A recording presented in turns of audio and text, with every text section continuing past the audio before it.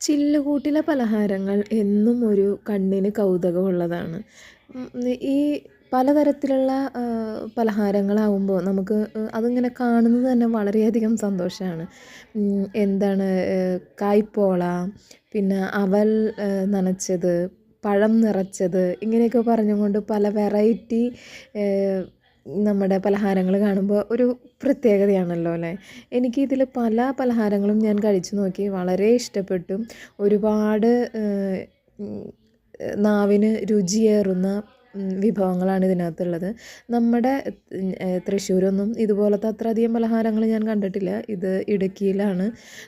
ഇവിടെ ഇടുക്കിയല്ല, വയനാട്. വയനാടത്തെ ഈ പലഹാരങ്ങൾ ഒരു കടയിൽ ചെന്ന് ഇങ്ങനെ കയറി കഴിഞ്ഞപ്പോൾ പലതരത്തിലുള്ള പല വിധത്തിലുള്ള പല രൂപത്തിലുള്ള പല ഭാവത്തിലുള്ള പലഹാരങ്ങളാണ് കണ്ടത്. എന്തായാലും ഇത് കാണുമ്പോൾ മനസ്സും വയറും ഒക്കെ നിറഞ്ഞ് കഴിച്ചിട്ടാണ് അവിടെ നിന്ന് പോന്നത്. എല്ലാ വെറൈറ്റിയും ഞങ്ങൾ കഴിച്ചു നോക്കി.